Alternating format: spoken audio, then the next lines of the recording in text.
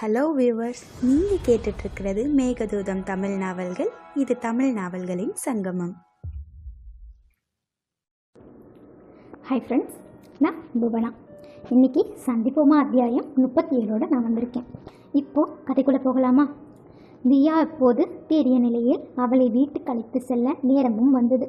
அன்று அவளை சந்தித்தவன் அவள் கூறிய சில விஷயங்களை அவளது பாதுகாப்பு மிகவும் அவசியம் என உணர்ந்த பின் அவளிடம், உங்கள் சேஃப்டி எங்களோட பொறுப்பு, உங்களை சுற்றி எப்பவும் எங்கள் பார்வை இருந்துகிட்டே இருக்கும், அது கூட நீங்களும் உங்கள் சைடில் பத்திரமா இருந்துக்கோங்க, புரிஞ்சதில்ல என்று அழுத்தமாக சொல்ல அவன் பேச்சை அதற்கு மேல் மறுத்து பேச தியாவால் முடியவில்லை. தியா ஹாஸ்பிட்டலில் இருந்து தீக்ஷியுடன் அவள் தங்கியிருந்த வீட்டுக்கு சென்று விட்டார். அவர்களுடன் விஸ்வாவும் செல்ல தியா அவனும் தீக்ஷியும் சண்டை போடுவது, பல நாள் பழக்கம் போல் பேசிக்கொள்வதும் அவர்களின் இணக்கத்தை தெளிவாக சொல்லிவிட அவள் அதை வெளிக்காட்டாமல் இருந்தாள். அஸ்வின் தீக்ஷியிடம் ஒரு அதிகாரியாக அறிமுகமாகி இருந்தாலும் அவன் ஒருபோதும் தேவைக்கு அதிகமாக எப்போதும் பேசியதோ கேட்டதோ இல்லை. தியாவுடன் அவன் இருந்தால் அவன் அதற்கு மேல் அங்கு இருப்பதும் இல்லை. தினமும் அவனது வருகையின் போது ஒரு சின்ன முறுவல், போகும்போது டேக்கர் ஆஃப் ஹியர் என்று சொல்லி செல்லவும் மறந்ததில்லை. அவனே இன்று அவளிடம், தீக்ஷி உங்ககிட்ட ஒரு ஹெல்ப் கேட்குற, நீங்கள் கோஆப்ரேட் பண்ணினா நல்லா இருக்கும், எப்பவும் அவங்க கூட நாங்கள் இருக்க முடியாது, so you don't mind Vishwa உங்கள் கூட தங்கிட்டா உங்களுக்கு எதுவும் என்று அவன் கொஞ்சம் இழுக்க, அவளோ, ஐயோ சார் நீங்கள் வேற, இதெல்லாம் என்கிட்ட கேட்டுட்டு தியா சேஃப்டி தான் எனக்கும் முக்கியம் என்று பெருந்தன்மையாக ஒப்புக்கொண்டாள். தியா அவளை அளவிட்டபடி அஸ்வினிடம் திரும்பி, ஆஃபீஸர் சார், அவளுக்கு அதில் எல்லாம் எந்த ஆப்ஷனும் இருக்காது, இன்ஃபேக்ட் இப்போ தான் ரொம்ப வசதியாக இருக்கும் என்று சொல்ல தீக்ஷி அவள் கையில் கிள்ளி வைத்தாள். அஸ்வின் நம்மட்டு சிரிப்புடன் வெளியேற விஸ்வா தீக்ஷி தின்னாத குறையாக பார்த்தபடி இருந்தாள். அதை கவனிக்காத தீக்ஷி, உனக்கு அஸ்வின் சார் வரலைன்னு கடுப்பு, பொறாம பிடிச்சவளை என்று அவளை வாரினாள். விஸ்வா இதை கேட்ட நொடி சிரித்தவன் தீக்ஷியிடம், ஸ்ப்ரிங்டால் உன் ஃப்ரெண்டு, நீ எப்படியெல்லாம் குறித்து எடை போடாத, அவங்க நினச்சா யாரை வேணாலும் தூக்கி போட்டுட்டு போயிட்டே இருப்பாங்க என்று சொன்னபடி முன்னேறினான். தியா முகமாற்றத்தை தீக்ஷி குறித்து கொண்டாள், ஆனால் எதுவும் கேட்டுக்கொள்ளவில்லை. மூவரும் வீட்டை அடைய அப்போது தியா ஹாலில் அமர்ந்திருக்க, 2 அறையில் தீக்ஷியின் அறையில் தனக்கு வேண்டும் என விஸ்வா வன்பு செய்து கொண்டிருந்தார். தீக்ஷி அவனுக்கு சளைத்தவள் இல்லையே, அவள் பங்குக்கு அவளும் போர்க்குடி தூக்க அவர்களை சமாளிக்க தெரியாமல் விழுத்தபடி இருந்தாள் தியா. அச்சமயம் அங்கு வந்து சேர்ந்தான் அஸ்வின். கன்னத்தில் கை வைத்து தாங்கி அமர்ந்திருக்கும் தியாவை அளவிட்டபடி வந்தவனை கவனிக்கும் நிலையில்தான் தியா இல்லை. அவள் எதிரில் அமர்ந்தவன் அவளை பார்க்க அவள் பார்வை செல்லும் திசையை உற்று நோக்கிட அவன் கண்களில் பட்டது அந்த காட்சி. புருவம் தூக்கியபடி கை கட்டி நின்ற விஸ்வாவின் எதிரில் சுட்டு விரல் நீட்டி எச்சரிக்கும் தோரணையில் நின்றாள் தீக்ஷி. அஸ்வின் அந்த காட்சியை பார்த்தவுடன் சிரிக்க, அப்போதுதான் அவன் வருகையை கவனித்தாள் தியா. எதுக்கு ஆஃபீஸர் சார் சிரிக்கிறீங்க என்று ஆர்வமாக கேட்க, அஸ்வின் அவளை பார்க்காமல் பார்வையை அவர்கள் மேல் வைத்தபடியே, ஒன்ஸ் அப்பான் டைம் இதே மாதிரி நானும் ஒருத்திக்கிட்ட சண்டை போட்டேன், அதெல்லாம் எப்போவாது நினைக்கும் போது என் லைஃப்க்கு மீனிங் இருக்குன்னு தோணும் என்றவனின் கண்களில் அப்பட்டமாக தெரிந்தது அந்த நாட்களில் எழுந்த தவிப்பு. தியா மெதுவாக பழமையை ஆசை போட துவங்கினார்.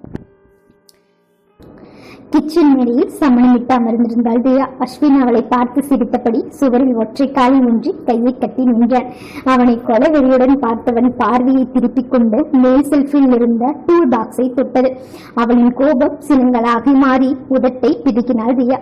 ஆனால் அவனிடம் எந்த மாற்றமும் இல்லை. பல நிமிடங்கள் போராட்டத்தில் சேர்ந்த தியா அஸ்வினை பார்த்து, ஏன் ஆபீசர் சார், உங்களுக்கு கொஞ்சமாவது ஏதாவது இருக்கா?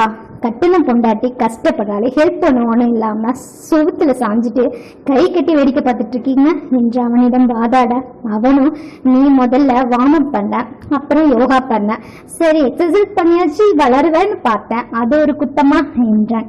தியா அவன் என்ன சொல்லுகிறான் என்று பார்த்தவள் அது புரிந்ததும் அவனை எரிக்கும் பார்வை பார்த்தாள். அவன் சிரித்தபடியே நின்றான். அவள் முகம் பாடி போக அவள் அருகில் சென்றவன், உங்களுக்கு என்ன வேணும் மை டியர் வைஃப் என்றபடி அவனும் மேடையில் அமர்ந்தான்.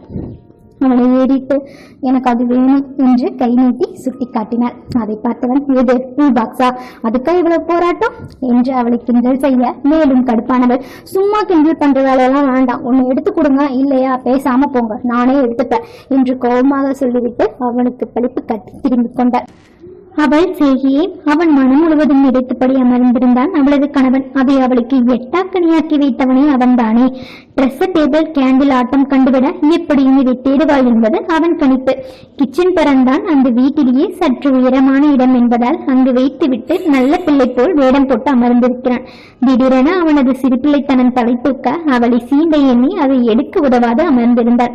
திவ்யா அவள் புறம் திரும்பியவளிடம், ஓகே ஃபைன், நான் எடுத்து தரேன். பட் ஒன் கண்டிஷன், நான் சொல்றத நீ செய்யணும். அப்படி செஞ்சா நான் எடுத்து தரேன் என்று கை கட்டிக்கொள்ள முகத்தை சுருக்கியபடி, சரி சொல்லு, என்ன பண்ணணும் என்றால் செலுத்தபடி. அஸ்வின், ஒரு வைஃப் ஹஸ்பண்ட் கிட்ட எப்படி பாசமா காதலோட கேட்பாங்களோ அப்படி கேளு என்று சொல்ல அவளோ அவனை முறைத்து விட்டேன். அதெல்லாம் என்னால முடியாது என்றால் வீம்பாக. அவனும் அவளுக்கு செலுத்தவன் இல்லையே, அப்ப என்னாலே முடியாது போ என்றான். இருவரும் இருவேறு புறம் முகத்தை திருப்பிக் கொள்ள இறுதியாக தியாவை இறங்கி வந்த. தியாவே, அஸ்வின் எனக்கு அதை எடுத்துக்கொட என்று கெஞ்சலாக கேட்க அவனும், இது கெஞ்சல் மாதிரி இருக்குடாலே, கொஞ்சல் மாதிரி இல்லையே என்றபடி அவளை கடைக்கண்ணால் பார்த்தார். தியா கோபமாக கண்களை மூடியவள் இந்த முறை கொஞ்சம் கொஞ்சலாகவே கேட்க, ஒத்தே இல்ல வைஃப் என்றான். இது போன்று இன்னும் 2 முறை அவன் மறுக்கவும் தியா கடுப்பாகி அவனை அடித்தவள், போடா நீயும் கண்டிஷனும் என்றபடி மீண்டும் செல்ஃபை நோக்கி குதிக்க சென்று விட்டார். நரி நாவல் பழம் பறித்த கதையாக இருந்தது இந்த தியாவும் டூல் பாக்ஸும் ஸ்கிரீன் பிளேவும். சோர்வு அவளை ஆட்கொள்ள முகத்தை தொங்க போட்டுள்ளது உயரம் திடீரென அதிகரிப்பது போன்றதோர் உணர்வு. அவள் கைகளோ அந்த டூல் பாக்ஸை எடுத்தவள் அந்த நிமிடம் அந்த மகிழ்ச்சியை வெளிப்படுத்தினாலே தவிர வேறு எதையும் யோசிக்கவில்லை. அதன் பிறகு புத்தியில் தன் உயரம் உடைக்க கீழே குனித்தாள் தியா. ஆழைத்திழுக்கும் விழிகள், அடர்ந்த புருவம், கரையை தேடும் அலைகளாக விளையாடும் கேசம், கூர்மையான நாசி, கடினமில்லா உதடுகளில் மென்மையாக வசீகரிக்கும் புன்னகை, அண்ணனுக்கே அழகாக மீசை. அப்போதுதான் பிறந்தேன் என்றது அவனது தாடையில் படர்ந்திருந்த ரோமம். இங்கெங்கே குறும்பும் முன்ன அவனை பார்த்தவரது கண்களை எடுக்கவும் மறந்தார். அவளை மெல்ல கீழே இறக்க அவன் நெஞ்சோடு பின்னலாக நின்றார் தியா. அந்த நிமிடம் மொத்தமும் அமைதியாக இருக்க இருவரின் இதயத்துடுப்பும் ஒரு சேர அதிகரித்தது, அதிர வைத்தது. தியா கையில் இருந்த டூல் பாக்ஸை எப்போது மேடையில் வைத்தாள் என்பது அவளுக்கே தெரியாத கதைதான். அவனது 2 கைகளும் அவளுக்கு நடுவில் இருக்க அவனது கரம் அவளது இடையை வளைத்திருந்தது. தியா ஏதோ ஒரு அவஸ்தி உணர்வை நாசியில் உணர அவளது அனுமதி இன்றி அவன் வாசனையை சீகரித்தபடி இருந்தது. அங்கு நிகழும் மோன நிலையை கலைக்க இருவரும் இசையவில்லை. அஸ்வின் அவள் முகத்தில் ஆடும் ஒற்றை மூடியை காதோறும் ஒதுக்கி தியாவின் நிலைதான் திண்டாட்டமாக போனது. அதோடும் இல்லாது அந்த விரல்கள் அவள் கன்னத்தில் கோலம் போட சகலம் மறந்து போனது தியாவிற்கு. தின்னு என்று அவன் அழைக்க அதிர்ச்சியாக அவள் குரல்களை என்றது. அவள் கண்ணம் வருடியபடி அவள் அவசிய ரசித்தவனுக்கு அது தெவிட்டாத இதமளிக்க மெல்ல சிரித்தவன், நீ 5 வயசுக்கு மேல வளரவே இல்லையா என கேட்டவுடன் தூக்கத்திலிருந்து விழித்தவள் போல கண்களை அகலமாக விரிக்க அவன் புருவம் உயர்த்தி நக்கலாக நகைத்தான். அவன் நெஞ்சில் கை வைத்து அவனை முழுபலம் கொண்டு தள்ளியவள் இடுப்பில் கை வைத்து முறைத்தாள். அவன் இன்னும் சிரித்தபடி நின்றான். தியாவோ, மூஞ்ச பாரு போயா என்றவன் டூல் பாக்ஸை எடுத்தபடி நகர அஸ்வின், இப்படியே போனா எப்படி பசிக்குது என்று பாவமாக சொல்ல அவனை நின்று நிதானமாக எரித்தவர், ஆஹா இந்த அறிவெல்லாம் என்னை சீண்டி பார்க்கறதுக்கு முன்னாடி வரணும், கிண்டலா பண்ற, இன்னைக்கு நான் சமைக்கவே மாட்டேன், நீயே சமைச்சு கொட்டிக்கோ என்று முடித்தபடி முடிக்க, எது நானா, குக்கிங்க்கு ஸ்பெல்லிங் கூட தெரியாதுரி என்று சொல்ல, அதெல்லாம் வாய் பேசுறதுக்கு முன்னாடி யோசிக்கணும், உன் வாயாலதான் நீ கேட்ட, உனக்கு இன்னைக்கு இதுதான் பனிஷ்மெண்ட் என்றவள் சென்றுவிட அவன் பின்னோடு அவனும் கெஞ்சலுடன் நடையை கட்டினான். அதன் பிறகு அவனையே சமைக்க வைத்து தவித்திட்டு கொண்டார். நான் எதுக்கு போகணும், இது என்னோட ரூம் மேன், நீ வெளியே போ என்று தீட்சி அலறலில் தன் நினைவுபடுத்தினை அணைத்து நிஜத்தை அடைந்தார். இன்னும் அவர்களின் 3ஆம் உலகம் யுத்தம் முடிவுக்கு வந்த பாடில்லை. அவளது நாயகனை பார்க்க அவனோ அவர்கள் இருவரையும் சமன் செய்ய முடியாது போக கை கட்டி அதை வேடிக்கை பார்த்து கொண்டிருந்தார். விஸ்வாவோ, நான் இங்கதான் இருக்க போறேன், நீ போறதும் போகாதும் உன்னோட இஷ்டம், உனக்கு என் கூட இருக்க அவ்வளவு ஆசைன்னா எனக்கு ஒன்னும் அப்செக்ஷன் இல்லை என்று கண்ணெடுத்து கூற திக்ஷா அவளை பார்வையால் இருப்பது போல் எரித்து, முசிட், என்னை பார்த்தா உனக்கு எப்படி தெரியுது என்று பற்களை கடித்தபடி கேட்க அவனோ உன்னை பார்க்கும் போதெல்லாம் எனக்கு எப்படியோ தோணுது, அப்படியே உன்ன என்று அவன் கூறி ஒரு மாதிரி இழுக்க மருந்து விழித்த தீட்சியை பார்த்து சிரித்தவன், என்ன ஸ்பிரிங்பால் நீ இதெல்லாம் இப்படி ஓப்பனாவா கேட்பான், பையன் எனக்கே சையா இருக்குல்ல, ஆனாலும் நீ ரொம்ப பாஸ்ட் தான் என்று ஒரு மார்க்கமாக சொன்னவனை பார்த்து தீட்சிக்க ஐயோ என்றானது. கண்களை மூடி சினுங்களாக, ஓ காட், இவன் என்ன டார்ச்சர் பண்றானே, உனக்கு என்னதான் ப்ராப்ளம் மிஸ்டர் டார்ச்சர் என்றான். இவர்களின் சுவாரஸ்யமான சண்டையை இடைவெட்டியது தியாவின் கதறல். நன்றிகளுடன் புவனமாதீஸ். இந்த வீடியோ உங்களுக்கு பிடிச்சிருந்தா லைக் பண்ணுங்க, கமெண்ட் பண்ணுங்க, ஷேர் பண்ணுங்க. மறக்காம மேகதூதம் தமிழ் நாவல்களுக்கு சப்ஸ்கிரைப் பண்ணுங்க.